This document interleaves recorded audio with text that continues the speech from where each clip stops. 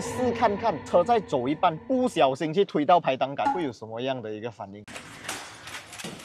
电动车啊，我觉得就是一个马来西亚目前新趋势，越来越多电动车进来马来西亚了。Yo what's up？ 欢迎回来 Rider ATS， 我是阿豪 ATS。今天带给大家的这台电动车呢，就是万众期待，终于在马来西亚发布了的 Chery Omoda E5。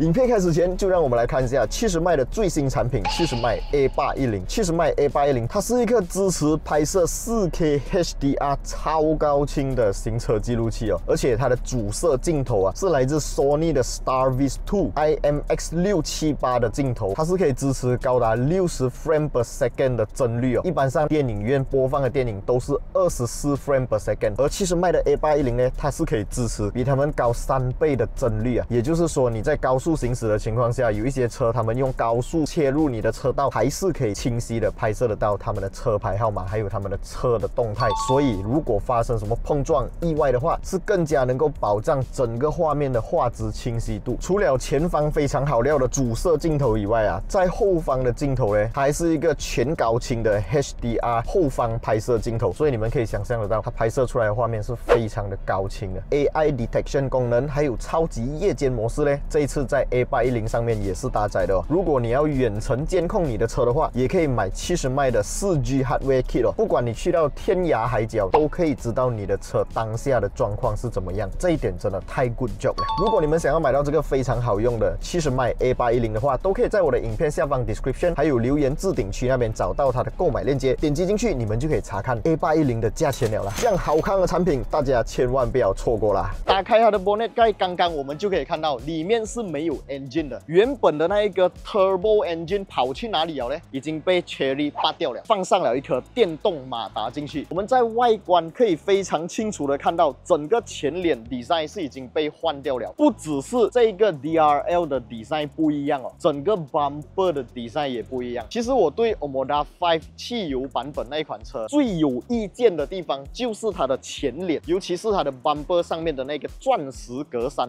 OK 啦，钻石是很好看，可是如果很多钻石，看起来就有点密集恐惧症。我个人是觉得这个好看很多啦，整个 design 就是干净简洁，又不失一个帅气凶悍的一个前脸设计。我相信这一台车啊，如果你开普通车，这一台 Omoda E5 跟在你后面，你用望后镜看到它的时候会被震慑到啊。然后可能很多人会觉得，哎呀，不就是换一个 bumper、DRL 这些用回？错，其实 DRL 也是一个全新设计哦。如果是你们看对比图的话，就可以很明显看到 DRL 的 design 也不一样了。再来就是我们可以看到，在前方这边呢，这么有一个分割起来的线条的这个地方，是可以通过在里面驾驶座打开这个充电插槽。因为这一台是一个电动车款嘛，所以充电插槽设计在前方呢，我觉得也是一个不错的 design。一般上我们看到很多电动车款，充电插槽在左侧或者在右侧，所以你去一些充电站的时候，可能你就要选你要拔左还是拔右，车头镜或者车尾镜。这个不用烦，车头进去就对了，因为它在正中间，不管那个充电插座是在你的左边还是偏向右边，都可以直接拿来跟它镀下去就对了。这台车是支援80 kW 的这个 DC 快充啦。当然，如果你在自己的家充电的话，那个 AC 是大概9 kW 左右。我的摄影师刚才问我一个问题，他问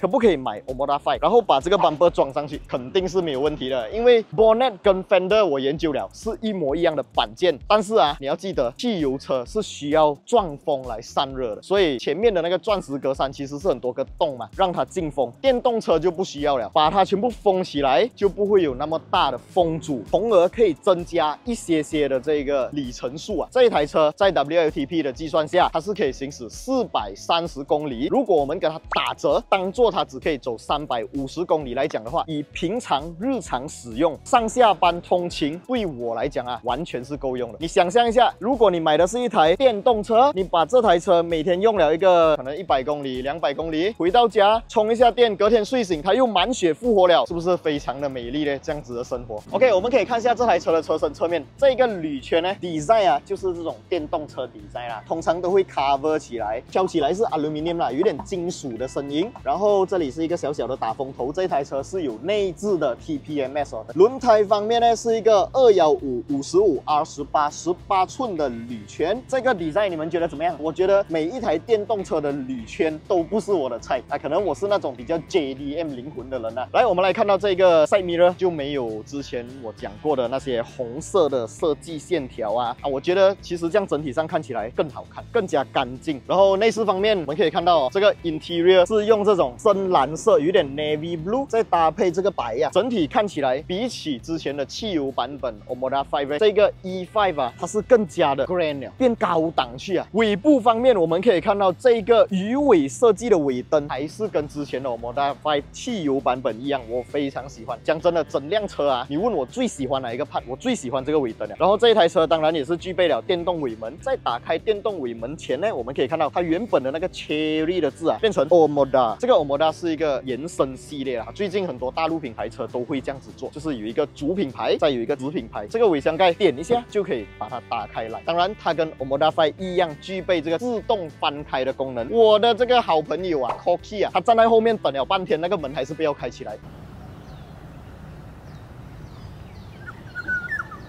因为你需要站在后面等它的双闪灯亮了过后要退后，你没有退后，它怎样开？它打开来不是撞你。Chery 他们在设计这一套系统的时候也是有用脑的 ，Koki 用脑。这个尾箱呢，跟 Omoda 5的容量看起来是差不多一样啦。数据方面我们有去做到调查，可以看到这个空间给我用的话还是 OK 的，放行李箱啊、拍摄器材啊，通通都 OK。当然没有 spare tire 啦，不过会有给你补胎剂啊。我这个补胎剂上面通通都是中文啊，来自 Chery 的官方品牌。我们只需要轻轻点一下，它就会自动关下来。而且如果你去卡一下，我以为会很痛其实没有轻轻的卡一下没有感觉一切都是非常的安全，非常的智能啊。这个尾部呢，跟汽油版本还有一个差别就是啊，没有那个 exhaust 的洞了，因为这个是一个电动版本嘛，所以它不需要排气，根本就是一个零排碳。再来就是我们蹲下来一看，我发现它从原本的 Torsion Beam 换成了这种多连杆猫地令的设计啊。我相信整台车开在路上，那个驾驶反馈应该会比汽油版本来得好。进来这个 interior 呢，很明显跟汽油版本最大的差别就是排挡杆不见了，找不到排挡杆，排挡杆跑去哪里呢？跑来这一边，就是我们一般日系车打 signal 的位置，右手边。这样 signal 在哪里打呢？在左手边打。等一下我们上路试驾，我们试看看，万一车在走一半不小心去推到排挡杆，会有什么样的一个反应？因为我相信很多人平时驾日系车啊，跑去驾 Proton 啊，还是跑去驾德系车啊、美系车的话，要打 signal 会不小心去打到 wiper 的。那如果买这一台我们的 E5 呢，不小心去打到它的这个拨杆啊，这个换挡拨杆是不是完蛋了？所以等一下我们一定要做一个测试，为了大家的安全，为了解决一般汽车媒体不会讲到的东西，所以那么好的频道你们要快点订阅起来，小铃铛要跟它嘟下去，接下来还会有更多更好的 content 给你们大家啦。我们可以看到这一个小小块的东西，给你们3秒钟时间在留言区打上来，你们猜这一粒是什么？这个东西呢，就是防止你开车开到要睡着了，它会 warning， 会提醒你，就好像你开车载着你的女朋友，如果你要睡着了，你的女朋友会如果你是单身狗，买这台车就对了，没有女朋友提醒你不要紧 ，Omoda E5 会提醒。OK， 然后我们可以看到它的整个 interior 的 build quality 是非常的好啦。我不确定是不是我个人的错觉啊，我觉得比起它的同级竞争对手 ，OK， 我不要讲是谁，你们自己去脑补，来的美是肯定的 ，build quality 我也觉得比它的同级对手来的更加好一些些。但是有一点我就不太喜欢啦，这个木纹啊就不是我的菜啦，它看起来是木纹，你摸上去啊是完全平整，就有一点点像你家的那个 wallpaper 这样，没有任何的纹路在上面。OK， 当然在中间部分呢，我们可以看到下方这边有一个很巨大的储物空间，可以放你的 LV bag、Gucci bag、Prada bag。然后这里有一个 roller shutter， 打开来有2个置杯架，还有一个无线充电的这个位置，就是放你的手机充电的啦。然后再来就是这里有一个小植物空间啦，这个位置打开来呢，哇，里面是有地热的哦，是冷的嘞，它会把冷气吹来这个里面，所以你放一些冷饮料在里面的话。话 ，very 的 good job。很多车啊，他们为了 cut cost， 前面的门板给你感觉很 premium， 后面的随便来，好像我的车也是这样。但是这台车的后面门板一样是有给你这个皮革包覆，一样是有给你这种车缝线，真实的车缝线哦，还有这个整个看起来非常高档的 speaker design。然后这个椅子呢，因为它还是一个 B segment 的 crossover， 所以坐起来，当然它的宽敞度我觉得没有特别的好，但是在可接受范围的。然后天窗方面，就像刚才我讲的，天窗这个 benefit 是给后座的人用的，坐在后面呢，眼睛这样看过去前面，整个视野就会非常的透彻。头顶空间呢，其实我觉得也还好嘞，我身高170啦，大概一个拳头多，我觉得还是 OK 的。前面的这个中央扶手后面呢，有一个冷气出风口，是一个啊，你没听错啊，这个如果你拿来吹左边了，你就吹不到右边；你吹右边了，就吹不到左边，而且还有 USB 的充电插孔在这里给你用。那现在事不宜迟，我们先上车体验一下试驾给大家看。Omoda E5 在路上是什么样的一个 feeling 啊 ？Let's go！ 这一辆车的排档方式呢，当然它就不像汽油版本啊，可以在这边有一个 gear knob， 在这边我们只需要把它顶去 D， 这台车就可以启动了啊！电动车就是这样方便，而且这辆车好像没有启动键的，一上来就启动了，非常的方便哦。然后没有引擎声音，这种电动车就是这样子。其实我蛮喜欢电动车的这一种驾驶感，因为它没有一堆噪音，没有一堆声音，驾起来就是那么的安静。在我们的正前方就是我们平时的一个 speedometer， 在左边呢，也就是整台车的正中间是一个多媒体播放器。这个多媒体播放器哦，它不仅可以显示这个地图啊，还有无线的 Apple CarPlay、Android Auto 无线的啊。刚刚我们有提到啊，它的排档方式呢是在普通车的 signal 的位置。你看我们现在在开住车啊，假如我们要转左手边，我们往上打的话，也就是平时的那个 signal 的位置，我们打错，打到它的排档杆是 reverse 嘞。这样你看现在我们开住车啊，我打 reverse 会怎样呢？